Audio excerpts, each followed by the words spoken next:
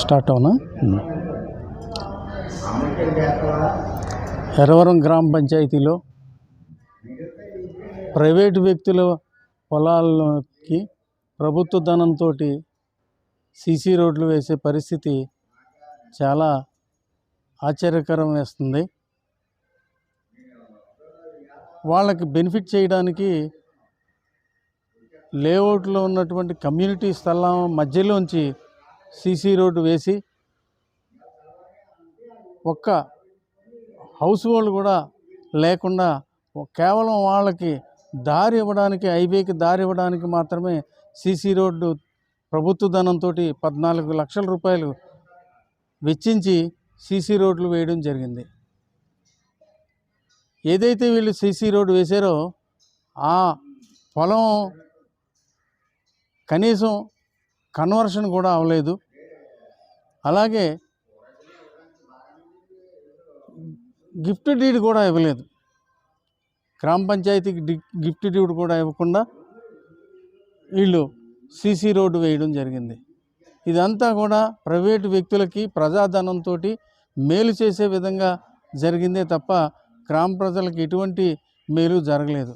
గ్రామంలో అనేకమైన రోడ్లు, సీసీ రోడ్లు, గ్రావెల్ రోడ్లు ఉన్నా అవన్నీ వదిలిపెట్టేసి ఒక ప్రైవేటు వ్యక్తికి, ప్రైవేటు పొలంలోకి బెనిఫిట్ చేసే విధంగా సీసీ రోడ్డు వేయడం జరిగింది.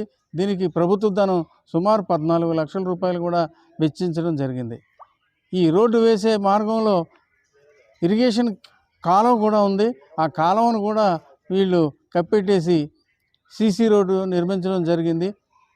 అంచేత ఈ విధమైనటువంటి అక్రమ పద్ధతుల్ని ప్రజాప్రతినిధులు, కొంతమంది అధికారులు కుమ్మక్కై వాళ్ళు ఇచ్చే లంచాలకి తీసుకుని వాళ్ళకి బెనిఫిట్ చేసినట్టుగా ప్రజలు భావిస్తూ ఉన్నారు.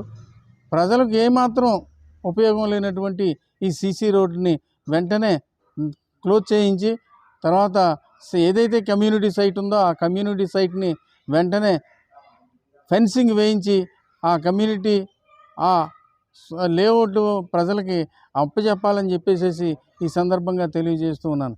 ఈవేళ ఈ విషయం మీద ఎంపీడీఓ గారికి కూడా కంప్లైంట్ చేయడం జరిగింది.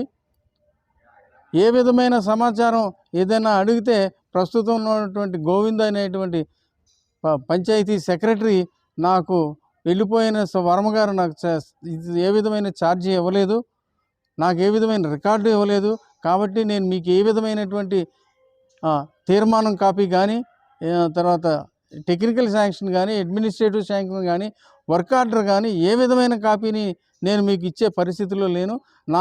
నాకు వర్మ గారు ఏ విధమైనటువంటి కాగితం ఇవ్వలేదు, మాజీ సెక్రటరీ గారు, వెళ్ళిపోయిన సెక్రటరీ గారు ఏ విధమైన కాగితం ఇవ్వలేదని నిర్లక్ష్యంగా ఈ గోవింద్ అనే ప్రజెంట్ ఉన్న వ్యక్తి 3 నెలలు అవుతున్నప్పటికీ కూడా ప్రజలు ఎవరికి కూడా సమాధానం చెప్పకుండా నాకు సింపుల్గా నాకు రికార్డు ఇవ్వలేదు, నేనేమీ చేయలేను, నేను మీకు డెత్ సర్టిఫికేట్ ఇవ్వలేను, బర్త్ సర్టిఫికేట్ ఇవ్వలేను, ఏ విధమైంది ఏమీ చేయలేను, నాకు రికార్డు వచ్చిన తర్వాత మీరు రండి అని చెప్పి చాలా నిర్లక్ష్యంగా చెప్తున్నాడు.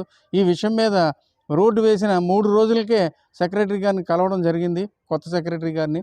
కొత్త సెక్రటరీ గారు ఇంతవరకు దీనికి సంబంధించిన తీర్మానం కాపీ అడిగినా నాకు తెలియదు, నాకు సెక్రటరీ గారు ఛార్జ్ ఇవ్వలేదు కాబట్టి నేనేం చేయలేను అంటున్నారు. నేను ఈ విషయం మీద కలెక్టర్ గారికి ఫిర్యాదు చేశాను, అలాగే డిపిఓ గారికి ఫిర్యాదు చేశాను, ఈరోజు ఎంపీడీఓ గారికి కూడా ఫిర్యాదు చేశాను. వెంటనే ఇతను సెక్రటరీ మీద తగు చర్యలు తీసుకుని ప్రజలకు అనుకూలంగా పనిచేసే విధంగా ఆయన అక్కడ ఉండాలి. 3 నెలలుగా అతను ఛార్జ్ తీసుకోకుండా అక్కడ కూర్చుని ఏం చేస్తున్నాడు ఆయన? అసలు ఆయన ఏం చేస్తున్నాడో కూడా అనుమానంగా ఉంది. పన్నులు వసూలు చేయడం తప్ప ఇంక వేరే పని ఏం చేయటం లేదు. నిజంగా ఆ పన్నులు కూడా జమ కడుతున్నారో లేదో మాకు ప్రజలకి అనుమానంగా ఉంది. అంచేత ఆయన మీద వెంటనే ఛార్జ్ తెచ్చుకొని ప్రజలకి అందుబాటులో ఉంటూ ప్రజలకు అనుకూలంగా పనిచేయాలి.